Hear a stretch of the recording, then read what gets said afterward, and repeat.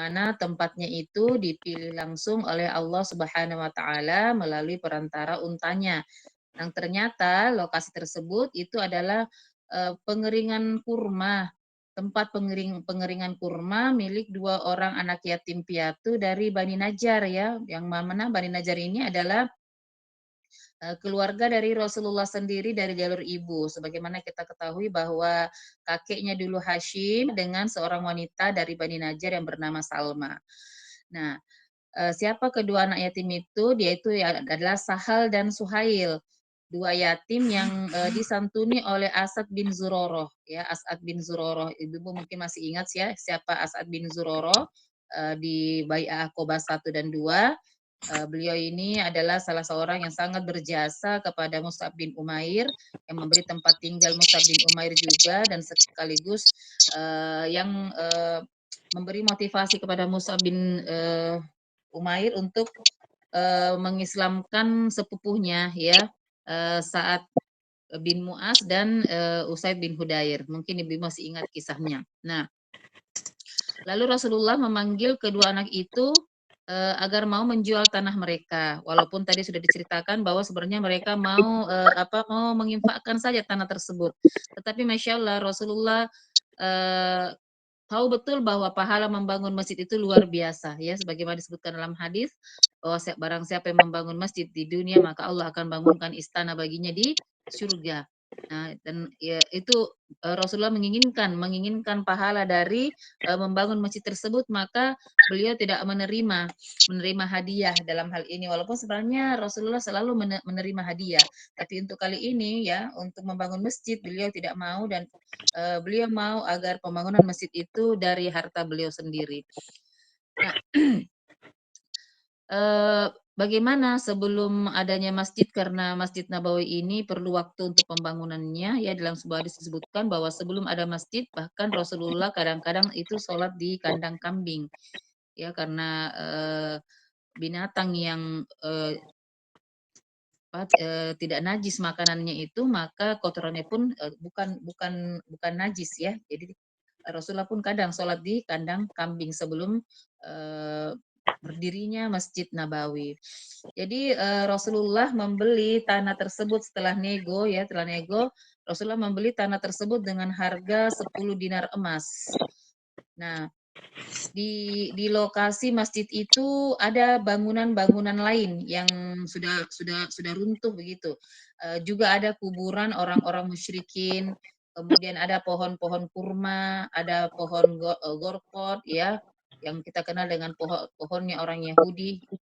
Maka Rasulullah memerintahkan untuk memindahkan kuburan, jadi kuburannya digali, dipindahkan, dan meratakan bangunan-bangunan yang sudah runtuh, serta menebang pohon gorkot dan menata dengan rapi pohon-pohon kurma itu berjejer menghadap ke arah kiblat. Jadi pertama kali Masjid Nabawi itu dibangun, itu kiblatnya arah kiblatnya itu masih ke utara, yaitu ke Baitul Maqdis ya, jadi bukan ke Mekah. Nanti setelah 16, 17 atau 18, sekitar 16, 17, 18 bulan setelah dibangun Masjid Nabawi itu baru berubah ke arah Ka'bah. Jadi kalau tidak salah itu perintah merubah arah kiblat itu terjadi pada tahun kedua Hijriah ya.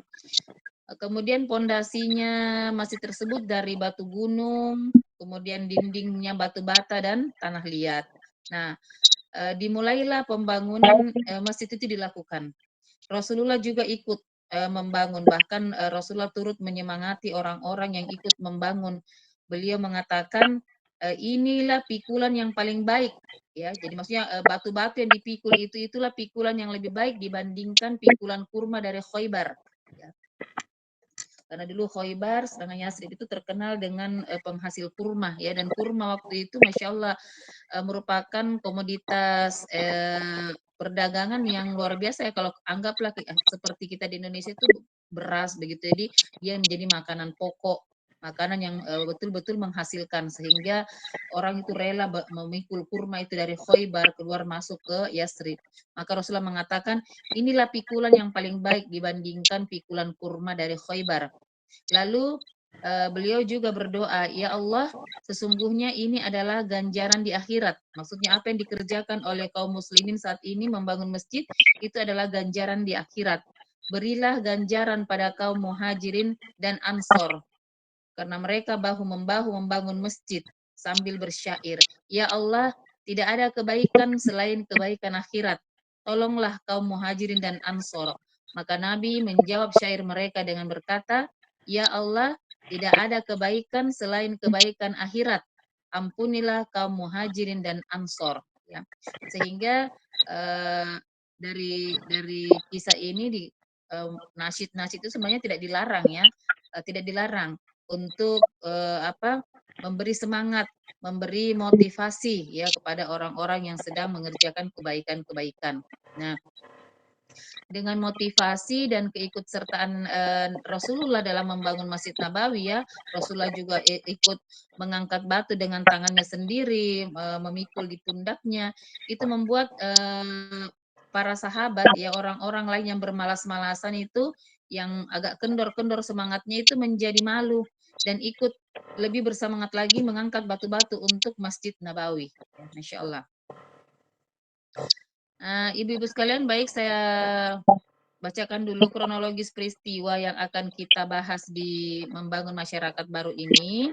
Jadi tiba di Yathrib sudah kita bahas, dan hari ini insya Allah kita akan membahas tentang membangun Masjid Nabawi dan mempersaudarakan.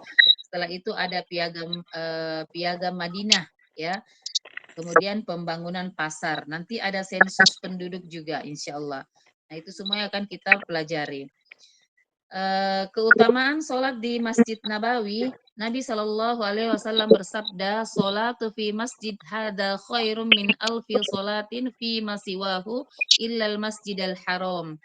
Sholat di masjidku atau Masjid Nabawi yang ada di Yastrib itu lebih lebih baik dari 1.000 sholat di masjid lainnya selain Masjidil Haram. Karena dalam sebuah hadis dikatakan, barang siapa yang sholat di Masjidil Haram itu pahalanya 100.000, ya 100.000 kali lebih baik dari sholat-sholat yang lainnya. Maka dikatakan orang yang sholat di Masjid Nabawi itu mendapat lebih baik 1.000 kali lebih baik daripada sholat di masjid yang lainnya selain di Masjidil Haram, ya Masjidil Haram yang di kota Mekah. Dalam hadis riwayat Bukhari dan Muslim dari Abu Hurairah radhiyallahu anhu, Nabi bersabda, "Tidaklah pelana itu diikat, yaitu tidak boleh bersengaja melakukan perjalanan dalam rangka ibadah ke suatu tempat kecuali ketiga masjid ini." Jadi tidak boleh kita berniat saya mau pergi ke Masjid Istiqlal untuk meminta berkahnya, tidak boleh. Ya, atau ke Masjid Jami, itu tidak boleh. Karena sama saja pahala sholat di masjid dekat rumahnya ibu dengan di ke Masjid Istiqlal itu sama saja pahalanya, tidak ada bedanya. Jadi tidak boleh melakukan perjalanan dalam rangka ibadah ke suatu tempat dengan meminta keberkahan itu kecuali kepada ketiga masjid ini. Masjidil Haram, Masjid Nabawi ya, Masjid Rasulullah, dan Masjidil Aqsa. Semoga Allah Subhanahu wa taala memberi kita rezeki agar kita dapat safar mengunjungi ketiga masjid ini. Baik, kita masuk ke kronologi pembangunan Masjid Nabawi ya. Tadi saya sudah jelaskan sedikit di depan. Jadi area yang hendak dibangun Masjid Nabawi saat itu terdapat bangunan yang dimiliki oleh Bani Najjar. Lalu Rasulullah berkata kepada Bani Najjar, Sahal dan Suhail, sebagaimana saya sudah jelaskan tadi, jadi Rasulullah membeli tanah dengan harga 10 dinar emas dari uangnya Abu Bakar, ya. Kemudian Rasulullah turut ikut membangun bersama-sama kaum muslimin, kemudian dimulailah pembangunan masjid. Kemudian Rasulullah mendoakan untuk para sahabat yang bekerja. Adapun tahapan pembangunan masjid. Pertama, Rasulullah membersihkan area masjid, kuburan-kuburan digali, runtuhan-runtuhan itu diratakan semua. Kemudian pohon gorgot dicabut, ya, dicabut. Karena ini membawa keburukan, banyak menyimpan keburukan. Kemudian pohon kurma dijejer ke arah kiblat, ke arah Baitul Maqdis. Pondasinya batu gunung, dinding, batu bata, dan tanah liat. Waktu Rasulullah melihat orang-orang bekerja, ya, beliau melihat bahwa apa yang dikerjakan oleh kaum muslimin ini belum tepat ya. Mereka belum cocok dalam mencampur bahan-bahan bangunan. Tetapi ada salah seorang ya yang Rasulullah lihat ternyata kayaknya ahli dia mencampur ya, seperti dia tuh Qais Ibnu Tal. Qais Ibnu Tal ini dalam mengerjakan campuran itu lihai sekali sehingga Rasulullah mengatakan bawalah bawalah ke Qais untuk dicampur ya, karena saya melihat bahwa yang lainnya kaum muslim yang lain bekerja itu belum terlalu terampil untuk mengerjakannya. Ini menunjukkan bahwa Rasulullah selalu memberikan pekerjaan itu kepada ahlinya, ya, sesuai kepada ahlinya. Yang lain tinggal membantu-bantu saja. Nah, dalam peristiwa itu juga ketika orang-orang kaum muslim yang lain itu mengangkat batu satu-satu, Masya Allah, Rasulullah melihat Amar anaknya Yasir, mungkin ibu masih ingat kisah kedua orang tua mereka, kedua orang tua Amar ini yang mati ditikam oleh Abu Jahal, dan mereka adalah keluarga pertama yang syahid di jalan Allah ya.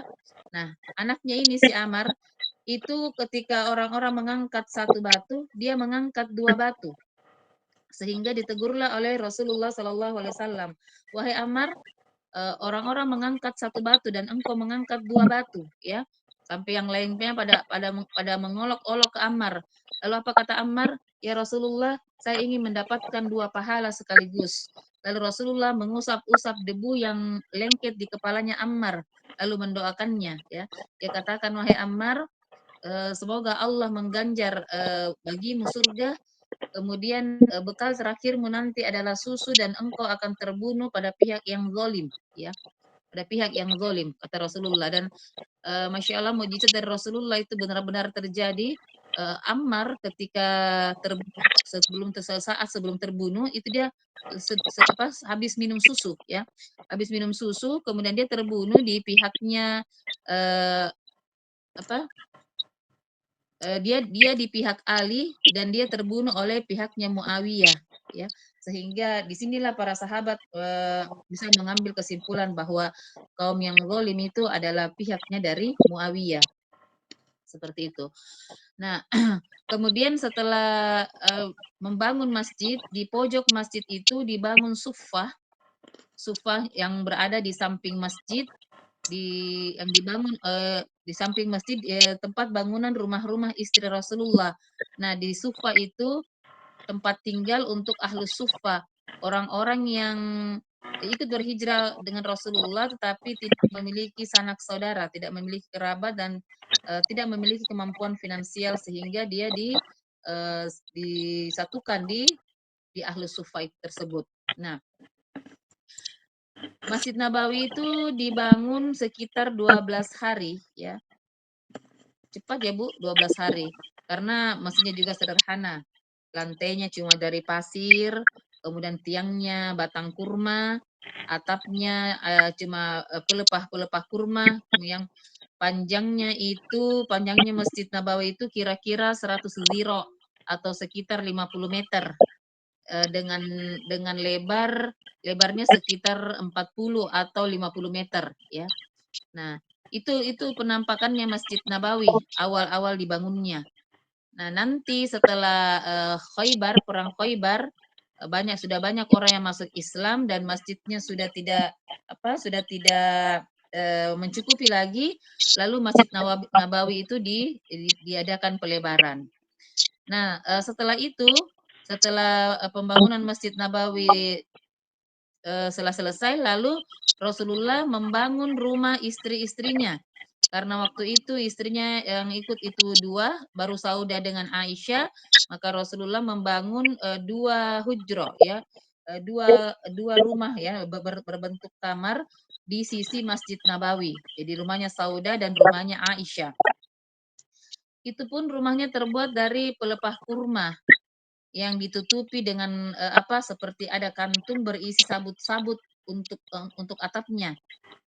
Kemudian di antara pintu rumahnya Nabi dengan hujroh ada pelataran yang tidak diatapi. Maksudnya begini, pintu rumahnya Nabi ada berandanya.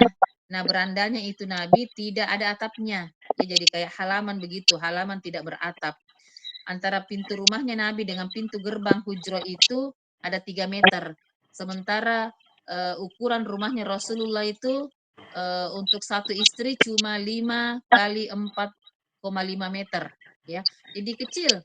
Ya, paling di situ ada ruangan untuk menerima tamu, kamar satu dan dapur mungkin. Kecil sekali. Lebih luas rumahnya ibu-ibu. Kemudian tinggi rumahnya Rasulullah dikisahkan oleh Hasan Al-Basri. Dia mengatakan bahwa aku pernah masuk ke rumah Nabi saat pada saat kekhalifahan Umar bin Khattab, ya. Rasulullah sudah wafat waktu itu. Dia masuk ke rumah Nabi saat kekhalifahan Umar bin Khattab dan aku itu bisa menyentuh atapnya, ya. Jadi kalau dia kasih naik tangannya, itu tangannya sampai ke atap rumahnya Rasulullah.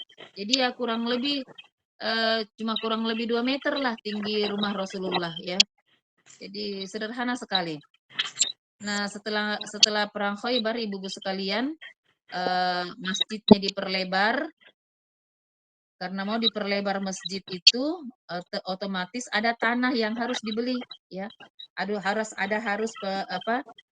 Pembebasan tanah untuk memperluas ukuran masjid tersebut. Lalu dibelilah tanah tersebut oleh Utsman bin Affan dengan harga 10 sampai 25 dirham.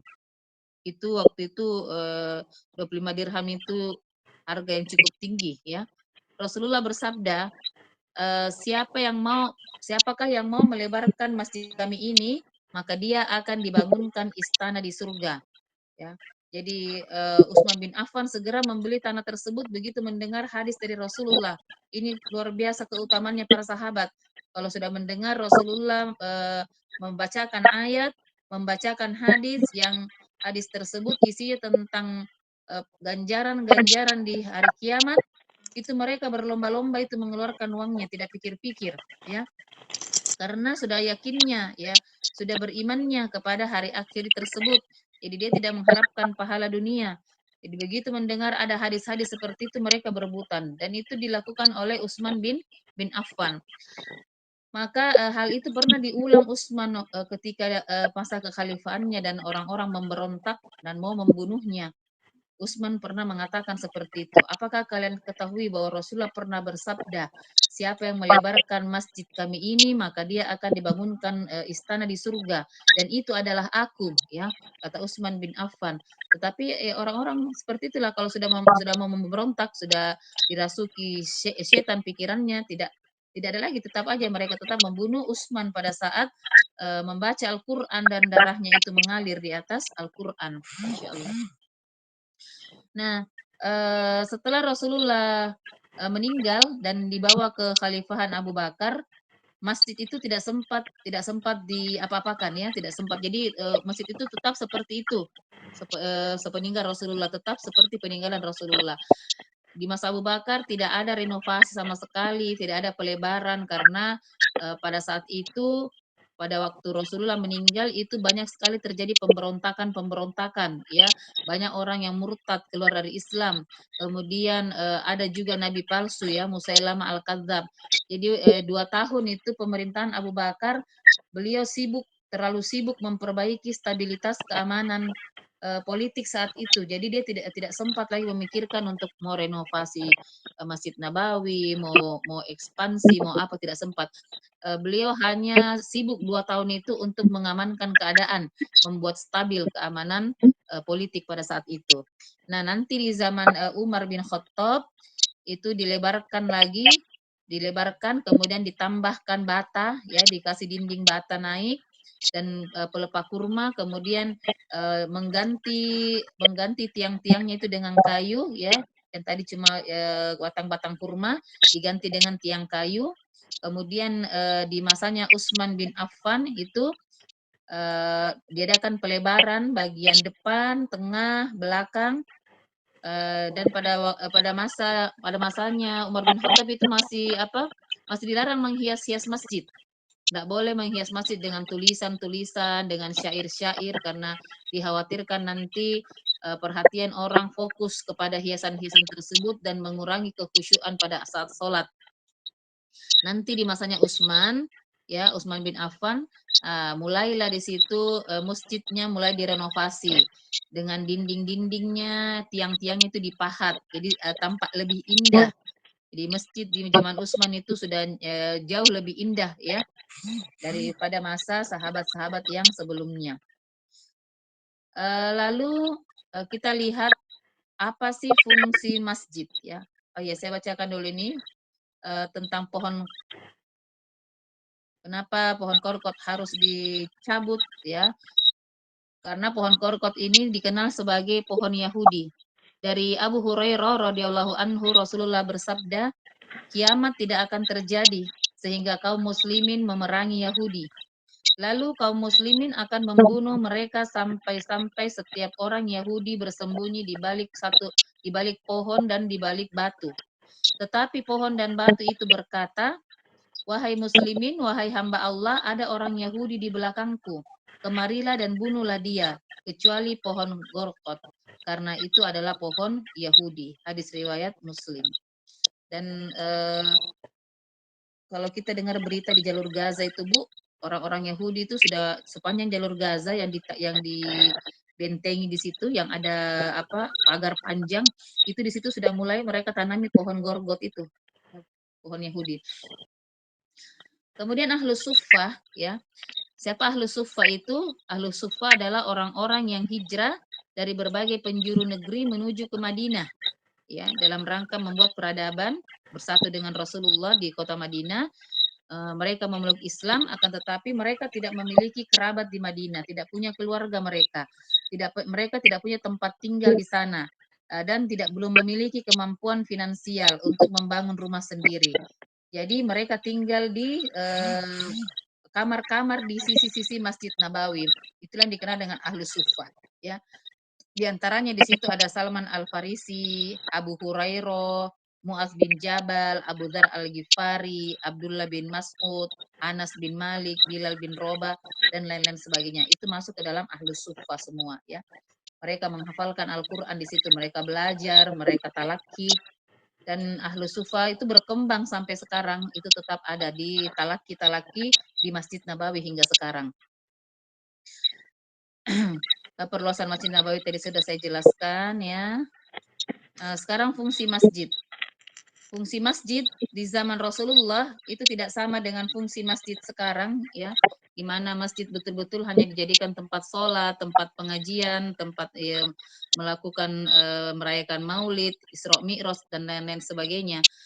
Fungsi masjid di zaman Rasulullah itu betul-betul multifungsi, bukan hanya sebagai tempat ibadah. Oleh karenanya wajar ketika itu Rasulullah sebagai pemimpin negara juga menjadi pemimpin imam, pemimpin sholat ya. Dan idealnya memang seperti itu. Pemimpin negara itu juga harus menjadi pemimpin spiritual. Tapi itu tidak mungkin terjadi di zaman sekarang ini. Nah, fungsi masjid yang pertama itu tempat pelaksanaan sholat 5 waktu. Kemudian yang kedua itu fungsi utama.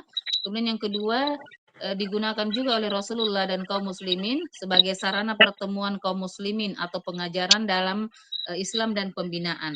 Jadi semua pembelajaran tauhid ya, akidah, tauhid, syariah, akhlak, muamalah itu semua dilaksanakan di masjid. Dan cara Rasulullah mengajarkan kepada sahabat dulu selain dengan klasikal juga dengan cara talaki ya. Itu metode pembelajaran yang paling efektif dan berlangsung sampai sekarang. Masjid juga menjadi balai pertemuan untuk mempertemukan kabilah yang bermacam-macam, ya. Eh, Semacam apa ya? Semacam musyawarah adat seperti itu. Untuk menyatukan kabilah satu, kalau ada kabilah-kabilah yang bertikai itu diselesaikan semua di masjid, dibicarakan, dimusyawarahkan di masjid. Kemudian masjid menjadi basis pengaturan segala macam urusan, semua di lini kehidupan apapun, ya keamanan dibicarakan di masjid, politik dibicarakan di masjid, perdagangan juga seperti itu, walaupun mereka tidak berdagang di dalam masjid, tapi membicarakan atau memusyawarahkan hal-hal yang terkait kemaslahatan hidup orang-orang muslimin itu dilakukan di masjid. Kemudian masjid juga menjadi majelis permusyawaratan pemerintahan ya. Karena di situ Rasulullah menjalankan pemerintahan langsung dipimpin oleh Rasulullah dan para sahabat-sahabatnya. Jadi itu dilakukan di masjid. Kemudian masjid juga tempat tinggal bagi kalangan fakir miskin atau muhajirin. Jadi ini fungsi-fungsi masjid yang ada di zaman Rasulullah. Nah, setelah masjid itu jadi, ya, setelah jadi masjidnya, maka orang-orang yang masuk Islam juga itu sudah mulai bertambah banyak. Kemudian mereka juga sudah mulai membangun rumah-rumah karena sudah penuh sekitar Masjid Nabawi, otomatis mereka menyebar ke daerah-daerah agak keluar ya, sehingga para sahabat itu ada yang tinggal agak jauh dari masjid. Nah, waktu dulu sebelum ada adzan ya, sebelum ada adzan mereka secara naluriah saja melihat matahari untuk berkumpul di masjid untuk melaksanakan sholat, dan itu mereka bisa amati ketika mereka tinggal di sekitar Masjid Nabawi. Tetapi dengan berpencarnya mereka mulai tersebarnya ke agak keluar-luar ya, dan jauh dari masjid, ini mempersulit kaum muslimin waktu itu untuk mengetahui waktu-waktu sholat tersebut. Apalagi dia tidak bisa mengamati pergerakan di masjid, apa orang sudah berkumpul ya, atau sudah sholat seperti itu. Sehingga banyak usulan-usulan yang masuk kepada Rasulullah untuk membuat satu cara agar mereka yang tinggal jauh dari Masjid Nabawi itu bisa mengetahui bahwa waktu sholat telah masuk. Maka karena desakan kaum muslimin, Rasulullah akhirnya bermusyawarah dengan mereka untuk menentukan apa sebaiknya yang dilakukan agar waktu sholat ini bisa kita tandai. Ya, jadi ini asal mula azan gitu. Akhirnya ada yang mengusulkan, bagaimana kalau kita menyalakan api di tempat yang tinggi agar orang-orang yang rumahnya jauh dari Masjid Nabawi itu bisa melihat. Jadi kalau sudah dinyalakan api berarti sudah masuk waktu sholat. Ada pula yang mengusulkan bagaimana kalau kita menggunakan saja trompet seperti orang-orang Yahudi ketika memanggil kaumnya untuk melakukan ibadah. Ada juga yang mengatakan bagai lonceng aja seperti orang Nasrani ya, dipukul loncengnya nanti terdengar oleh orang yang jauh dan mereka bisa berkumpul. Dan tidak satu pun dari usul-usul tersebut diterima oleh Rasulullah Shallallahu Alaihi Wasallam, sehingga ada sahabat yang bernama Abdullah bin Zaid itu bermimpi ya. Suatu hari dia bermimpi. Dalam mimpinya itu dia melihat bahwa dia lagi memikul lonceng ya, memikul lonceng. Kemudian ada seorang bertanya kepadanya, "Hai Fulan, hendak kemana ke engkau?" Dia katakan, "Saya membawa lonceng ini untuk memanggil orang-orang sholat."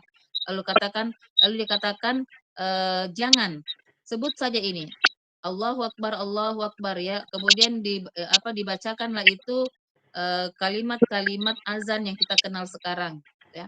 Lalu ketika terbangun Zaid menuju kepada Rasulullah. Kemudian dia menceritakan mimpinya kepada Rasulullah ya.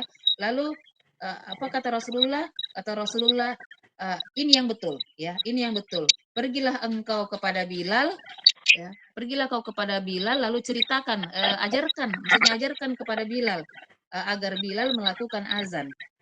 Eh, Kata para sahabat, ada beberapa hal kenapa Bilal dipilih oleh Rasulullah ya.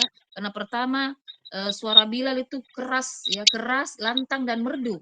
Bagus, indah, maksudnya indah, merdu sekali ketika dia mengumandangkan azan. Yang kedua, Bilal itu orangnya pemberani ya, pemberani. Suaranya juga besar. Akhirnya dia datanglah siapa Abdullah bin Zaid ini datang kepada Bilal kemudian mengajarkan azan tersebut. Maka dikumandangkanlah azan pertama itu oleh Bilal bin Robah ya. Jadi yang pertama kali mengumandangkan azan itu Bilal. Begitu Bilal mengumandangkan azan, didengarlah oleh Umar bin Khattab ya. Lalu Umar bin Khattab mengatakan, "Masya Allah." Dia berlari kepada Rasulullah, oleh katakan, "Ya Rasulullah, apa yang dibacakan oleh Bilal ini persis seperti yang ada dalam mimpiku." Lalu kata Rasulullah, "Alhamdulillah." Ya, alhamdulillah. Maka ditetapkanlah azan ini sebagai panggilan. Kemudian Bilal menambahkannya kalimat as-salatu khairum minan naum di waktu subuh, dan itu disetujui oleh Rasulullah.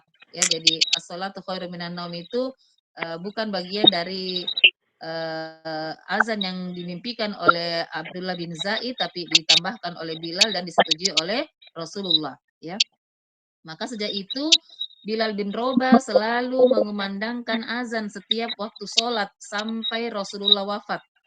Ketika Rasulullah wafat, Bilal tidak mau lagi menjadi muazzin. Dia mengundurkan diri. Kenapa? Karena setiap dia baca azan sampai kepada asyhadu anna Muhammadar Rasulullah, maka dia tidak bisa lagi melanjutkan azannya. Karena kenapa? Dia terisak-isak oleh tangisnya, karena kesedihannya. Sampai dia tidak bisa lagi melanjutkan azannya itu. Sehingga dia mundur dari muazzin sejak Rasulullah wafat. Insyaallah. Kita masuk ke mempersaudarakan kaum muslimin, ibu-ibu sekalian.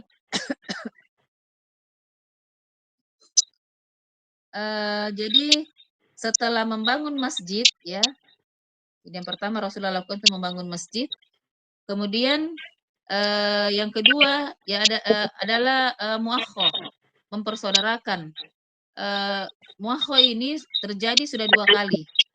Yang pertama itu Rasulullah mempersaudarakan orang muhajirin dengan muhajirin. Dan itu terjadi di kota Mekah. Jadi orang-orang yang kuat, orang-orang punya kedudukan, itu dipersaudarakan dengan orang-orang yang lemah dari kalangan-kalangan budak, ya. Orang-orang yang kaya itu dipersaudarakan dengan orang-orang yang miskin, supaya ada yang melindungi orang-orang yang lemah ketika terjadi intimidasi dan teror dari orang-orang Quraisy pada waktu itu. Nah, yang kedua, Rasulullah mempersaudarakan kaum Muhajirin dan Ansor itu di Madinah, ya. Alasannya agar orang-orang yang lemah itu bisa merasakan kehidupan yang layak karena mereka kan pergi berhijrah ke mana? Mereka berhijrah ke kota Madinah itu ada yang berhijrah sendiri, tidak membawa keluarganya. Keluarganya masih ada di kota Mekah. Mereka tidak membawa harta sama sekali sebagaimana saya pernah ceritakan, ya, bahwa mereka pergi berhijrah itu hartanya ditinggal semua di kota Mekah dan itu dikuasai oleh orang-orang kafir Quraisy. Nah, ini nanti yang menjadi penyebab terjadinya perang Badar. Mereka tinggalkan semua hartanya. Walaupun mereka mungkin kaya raya di kota Mekah, tetapi mereka pergi tidak membawa apa-apa kecuali apa yang ada di badannya. Sehingga eh, Rasulullah mempersaudarakan kaum muhajirin dan ansor ini agar orang-orang yang lemah itu bisa merasakan kehidupan yang layak di kota Madinah. Kemudian mereka mendapat pegangan hidup di tempat yang baru, ya. Apalagi di kota Madinah itu mata pencahariannya orang itu bertani yang berbanding terbalik dengan orang-orang Mekah yang berdagang sehingga mereka tidak terbiasa bertani, ya, sebagaimana kebiasaannya orang-orang di kota kota Madinah. Bahkan saking kuatnya persaudaraan yang terjadi, itu mereka sampai saling mewarisi. Jadi kalau ada yang meninggal itu harta warisannya pun dapat kepada saudaranya yang dipersaudarakan itu. Sehingga ketika mereka kaum muslim ini sudah mulai bangkit, sudah mulai bisa menghidupi dirinya sendiri, lalu Allah Subhanahu wa taala menurunkan hukum waris, ya. Wa ulul arhami ba'duhum ila ba'din. Jadi hubungan nasab atau hubungan darah itu lebih berhak menerima waris sehingga ada namanya dimansukh, ya. Ditiadakan itu hukum waris kecuali kepada orang-orang yang punya pertalian darah seperti itu. Baik ibu-ibu sekalian, kita lihat. Jadi Rasulullah mengumpulkan ada sekitar 90 orang muhajirin. Ya, jadi kalau saya sebut muhajirin itu berarti orang-orang dari kota Mekah yang berhijrah ke Madinah. Ada 90 orang muhajirin dan ansor itu dipersaudarakan di rumahnya Anas bin Malik. Anas bin Malik ini uh, orang yang diserahkan kepada Rasulullah menjadi khadibatnya Rasulullah oleh ibunya si Rumaisyah, ya, anaknya Ummu Sulaim. Sekitar umur 8 tahun, ya, dia diserahkan kepada Rasulullah dan dia menjadi khadimatnya Rasulullah yang selalu menyiapkan perbekalannya Rasulullah, menyiapkan sendalnya, menyiapkan jubahnya. Jadi dia banyak berinteraksi dengan Rasulullah.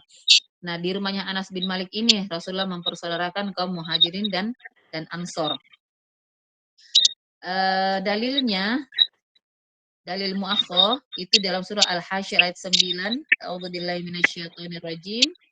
Walladzina tabawwa'ud dara wal imana min qablihim yuhibbuna man hajara ilaihim wala yajiduna fi sudurihim hajatan mimma utu wa yu'thiruna ala anfusihim walau kana bihim khasasah wa may yuqashuhha nafsihi fa ulaika humul muflihun.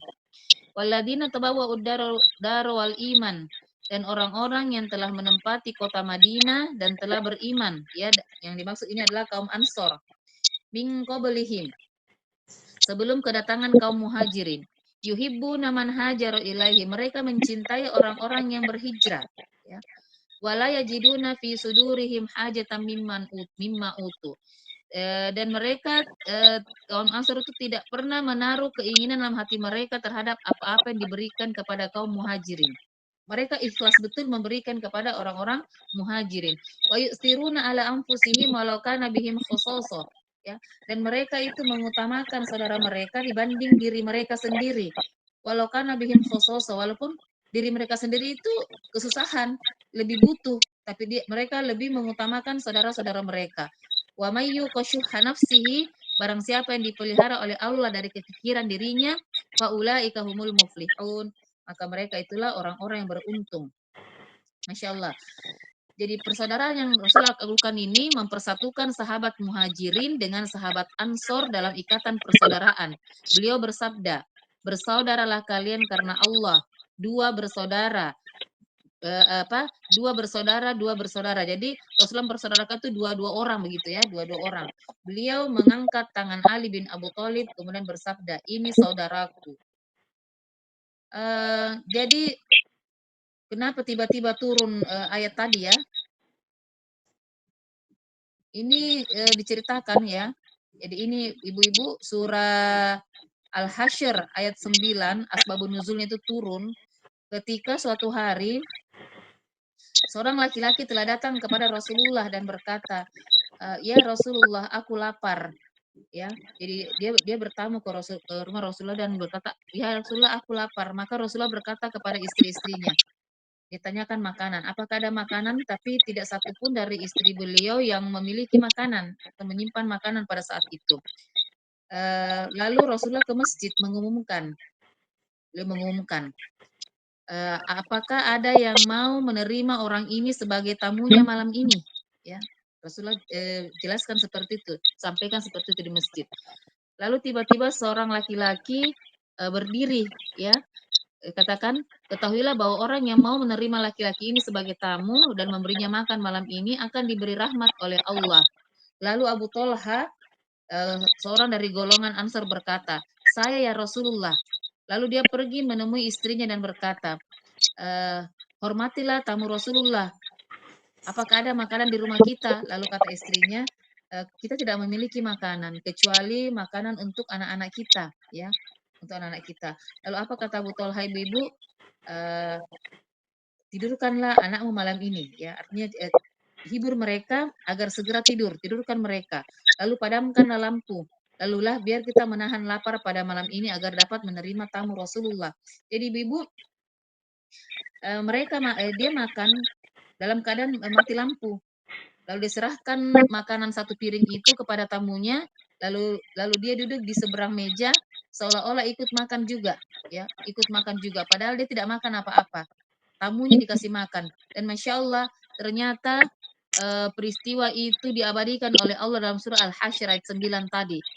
Begitu pagi, ya, begitu pagi, dia ke masjid, langsung disambut oleh Rasulullah dengan senyum yang luar biasa indahnya.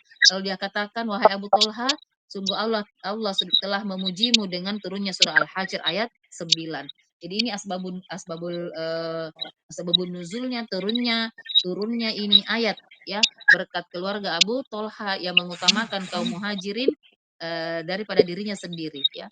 Wa yu'thiruna ala anfusihim walau kana bihim khasasa. Mereka juga lapar, anak-anaknya lapar, istrinya lapar, tapi Masya Allah dia masih mau menjamu tamunya. Ya Allah, kalau kita lihat ini kayaknya kita malu ya, rasanya malu. Kadang-kadang ada tamu di kampus itu susah, siapa yang mau menjamu ini? Padahal banyak orang, ya. Padahal banyak orang. Ya, mungkin sudah serahkan kepada yang penerima tamu saja yang memegang uang yayasan mungkin ya. Masya Allah. Dulu mereka itu berebutan berebutan untuk menjamu tamu-tamu yang datang. Karena kenapa? Keutamaan yang diberikan oleh Allah Subhanahu wa taala. Kisah kisah yang lain pun disebutkan bahwa ya diriwayatkan dari Ibnu Umar bahwa ada seorang sahabat Rasulullah dari golongan Ansor itu diberi kepala kambing, ya ada dengan kuahnya kepala kambing. Terus dia berpikir timbul dalam pikirannya bahwa mungkin ada orang lain yang lebih memerlukan dari dirinya, maka kepala kambing itu dikirim ke tetangganya. Eh, ternyata tetangganya itu berpikir seperti itu juga. Sepertinya tetanggaku di sebelah ini lebih butuh daripada saya. Dikirimkan lagi tetangganya. Ternyata luar biasa ini pendidikannya Rasulullah ya. Ternyata semua karena wa yu'siruna ala anfusihim walau kana bihim khososa ini yang ada pada diri mereka yang sering mengutamakan orang lain daripada dirinya. Itu kepala kambing itu berpindah-pindah ibu 7 kali, 7 rumah sampai kepala kambing itu kembali kepada pemilik yang pertama. Masya Allah. Dan ini juga terjadi di salah satu perang ya. Ketika datang orang yang memberi minuman kepada orang mengatakan, "Haus, haus ya." Ternyata itu cuma 1 kendi, lalu dia katakan, "Kayaknya orang di sebelahku itu lebih membutuhkan air, dibawakan." Yang di sebelahnya pun berkata seperti itu, "Bawakan yang di sebelah." Ya, tidak ada orang yang mau memuaskan dirinya sendiri, yang mau mengenyangkan dirinya sendiri, yang dia pikirkan itu bagaimana saudaranya, mungkin dia lebih butuh daripada saya. Itu terus. Dan ternyata luar biasa ini, hal ini ketika kita aplikasikan, itu menumbuhkan juga kecintaan kepada, saudara-saudara kita, Masya Allah. Bisa kembali kepala kambing, terus kembali kepada orang pertama yang menyerahkannya, Masya Allah. Karena kenapa? Sifat kikir itu penghalang muakhoh, penghalang persaudaraan, penghalang ukhuwah, ya. Dalam hadis dikatakan tidak akan berkumpul debu-debu yang melengket pada wajah seseorang ketika berjuang di jalan Allah dengan asap neraka jahanam selama-lamanya dan tidak akan berkumpul pada hati seorang hamba sifat kikir dan keimanan selama-lamanya. Sehingga kalau ada sifat kikir dalam hati kita, maka tidak mungkin ada keimanan dalam hatinya. Ya, kalau dia beriman, maka sifat kikir yang akan pergi. Tidak pernah bertemu kikir dan keimanan dalam diri seorang hamba Allah. Sehingga kalau dia kikir, pasti dia tidak beriman. Kalau dia beriman, pasti tidak ada sifat kikir dalam dirinya. Sebagaimana kaum Ansor.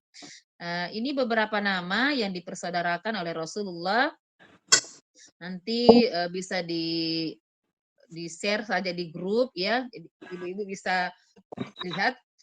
Ja'far bin Abi Thalib, ya Ja'far ini saudaranya Ali, itu dipersaudarakan dari kaum Muhajirin, dipersaudarakan dengan Muaz bin Jabal dari kaum Ansor. Kemudian sahabat Abu Bakar As-Siddiq itu dipersaudarakan dengan Khorijah bin Zuhair. Jadi ini kayak kayak bersaudara betul ya. Dan ini Masya Allah pernah selalu kita lakukan pada acara-acara besar pada saat Munas ya, pada saat Silatnas itu kadang kita dipersaudarakan. Umar bin Khattab itu dipersaudarakan dengan Utsman bin Malik, kemudian Amir bin Abdillah dengan Sa'ad bin Mu'az, kemudian Abdurrahman bin Auf dengan Sa'ad bin Robi, Zubair bin Awam dengan Salama bin Salama, Utsman bin Affan dengan Aus bin Thabit, Tolha bin Ubaidillah dipersaudarakan dengan Ka'ab bin Malik, kemudian Said bin Zaid dengan Ubay bin Ka'ab, Mus'ab bin Umair. Mus'ab bin Umair ini yang jadi duta pertama ya ke Madinah, ibu-ibu yang mengislamkan Sa'ad bin Mu'az dengan Usaid bin Hudair. Itu dipersaudarakan dengan Khalid bin Zaid, kemudian Abu Huzaifah bin Utbah dengan Abbad bin Bishr bin Waqshi, Ammar bin Yasir yang tadi saya ceritakan, anak dari orang yang mati syahid pertama dalam Islam itu dipersaudarakan dengan Huzaifah bin Yaman, kemudian Abu Zar al-Ghifari dengan Al-Munzir bin Amr, Atib bin Abu Balta'a dengan Uwaim bin Sa'idah, Salman Al-Farisi dengan Abu Darda. Ini Salman dan Al-Farisi dengan Abu Darda ini punya kisah yang luar biasa juga ibu-ibu tentang persaudaraan mereka. Kemudian Bilal bin Rabah dengan Abu Ruwaha Abdullah Al-Khasami. Ada 90 orang tetapi cuma ada beberapa yang disampaikan di sini ya yang sahabat-sahabat yang terkenal. Nah, ada riwayat-riwayat khusus ya dari persaudaraan-persaudaraan mereka yang luar biasa sangat menginspirasi kita ya, persaudaraan antara Abdurrahman bin Auf dan Sa'ad bin Robi. Diriwayatkan oleh Imam Ahmad dari Anas bahwa Abdurrahman bin Auf ini kan orang kaya raya di Mekah, tetapi dia pergi ke Madinah itu tidak membawa apa-apa kecuali baju yang melekat di tubuhnya. Nah, setelah dia dipersaudarakan dengan Sa'ad bin Robi Al-Ansori, ya, Sa'ad ini berkata kepada Abdurrahman bin Auf, ya, wahai saudaraku, aku ini orang yang paling banyak harta di Madinah. Maksudnya orang kaya raya dia ini, si Sa'ad bin Rabi ini. Saya adalah orang paling kaya raya di Madinah. Maka pilih olehmu separuh hartaku, terserah kau mau ambil yang mana. Pokoknya bagi duanya. Ya, dia bagi dua itu hartanya. Masya Allah. Dia mau kasihkan kepada Abdurrahman bin Auf. Bagi dua hartaku ambil. Terus aku mempunyai juga dua orang istri. Lihat Miki, ya lihat yang mana di antara mereka yang kau sukai, maka aku akan menceraikannya dan akan menikahkannya denganmu. Oh, ini luar biasa ini. Bukan cuma hartanya, istri juga mau dikasihkan. Saking cintanya ya, saking cintanya. Masya Allah, ibu-ibu sekalian, coba kita perhatikan ya. Kaum Ansor yang tidak memandang bulu untuk memberikan tidak kikir ya, tidak menggenggam hartanya, bahkan dikasihkan separuh, istrinya pun dikasihkan. Tetapi kita lihat bagaimana sikapnya Abdurrahman bin Auf. Tidak serta-merta mau memanfaatkan kebaikan-kebaikan orang Ansor. Seandainya dia memanfaatkan, Bu, wah senang sekali dia. Tidak ada kesusahannya, setengah hartanya Sa'ad bin Robi itu, luar biasa itu. Ya, apalagi mau dikasih istri. Enak sekali. Tapi apa kata Abdurrahman bin Auf? Semoga Allah memberkatimu dalam hartamu dan keluargamu. Cukup tunjukkan kepadaku arah pasar. Karena Abdurrahman bin Auf ini Bu pedagang ya. Bukan lagi pedagang abal-abal dia ini, pedagang ekspor impor. Jadi kalau masalah perdagangan itu kecil bagi dia. Manajemen dagang itu dia kuasai. Sehingga dia memang bukan bermental meminta-minta, bukan bermental mau memanfaatkan hartanya orang, bukan bermental mau menginang begitu ya, tidak. Tunjukkan padaku pasar.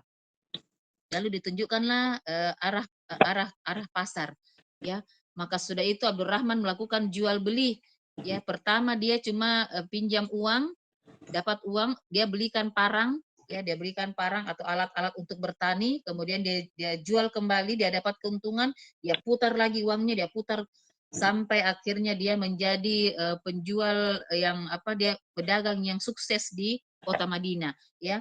Dia jual beli, dia memperoleh keuntungan, dia kembali dengan membawa sedikit keju dan minyak samin. Lalu Abdurrahman menetap di sana selama yang dikehendaki Allah dan perdagangannya itu Masya Allah menghasilkan keuntungan yang berlipat ganda sampai dia datang kepada Rasulullah mengatakan, saya mau meminang wanita Ansor. Ya, Masya Allah. Jadi dia menikah dengan hasil jerih payahnya sendiri. Karena dia memang pedagang.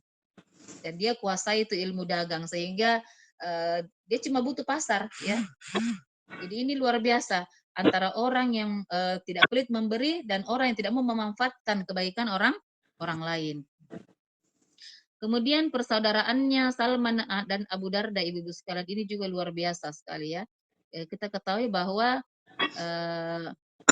Salman itu kan bukan orang asli, dia dari luar ya, dari Persia.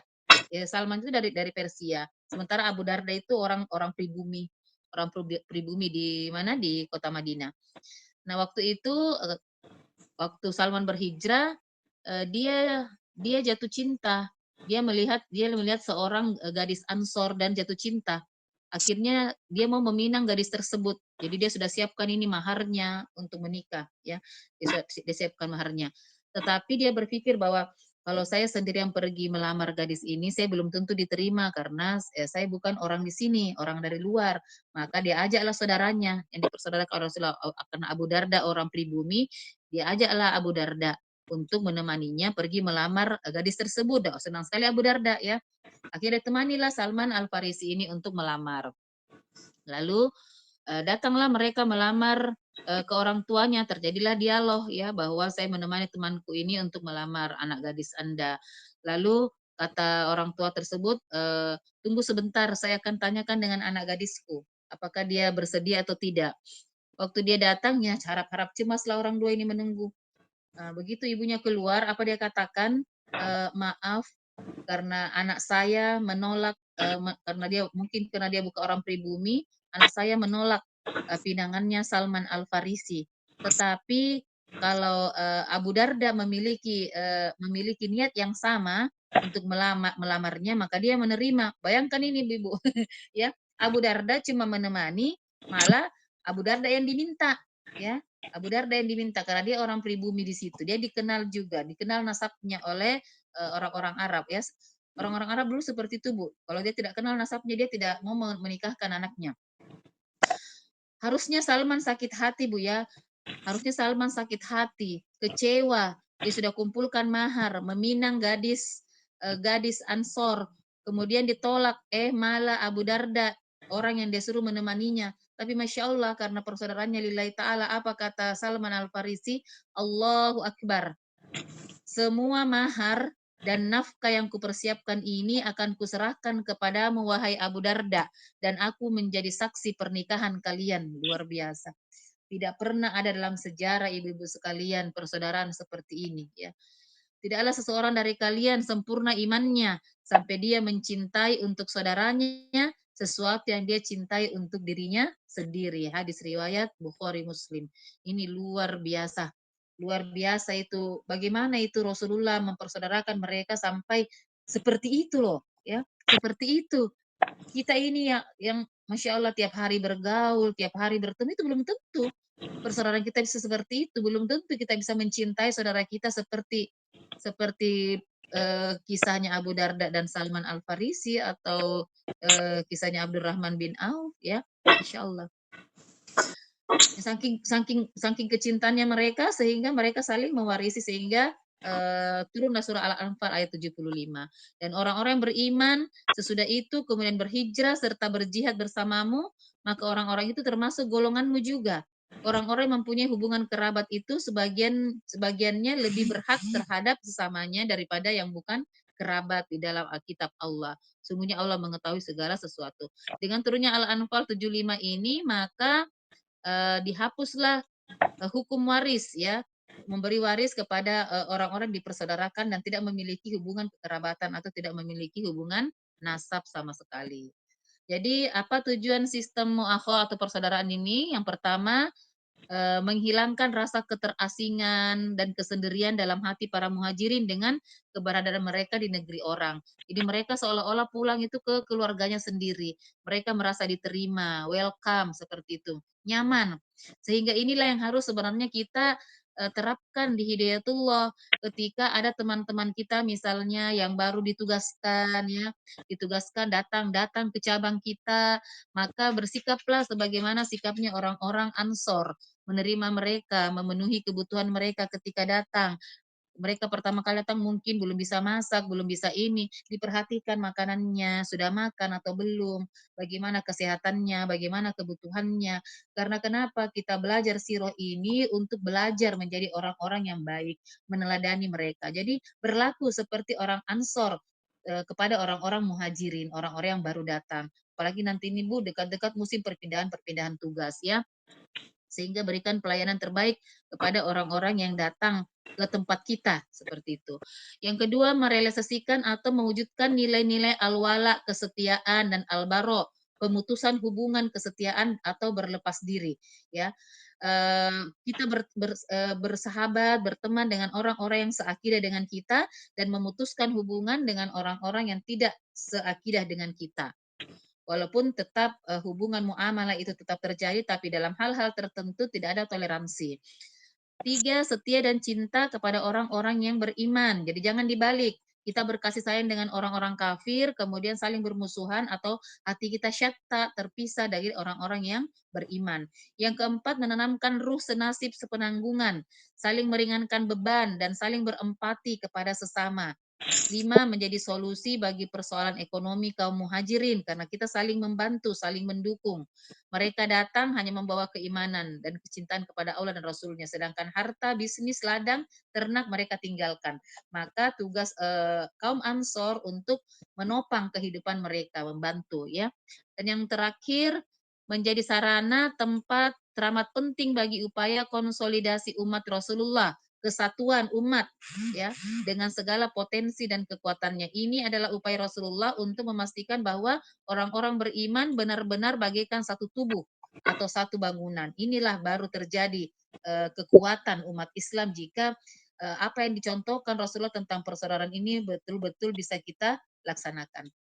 Insya Allah pada pekan depan kita sambung dengan Piagam Madinah ya. Karena waktunya juga sudah habis. Saya kembalikan kepada MC. Terima kasih. Hadanallah yakum ajma'in. Assalamualaikum warahmatullahi wabarakatuh. Waalaikumsalam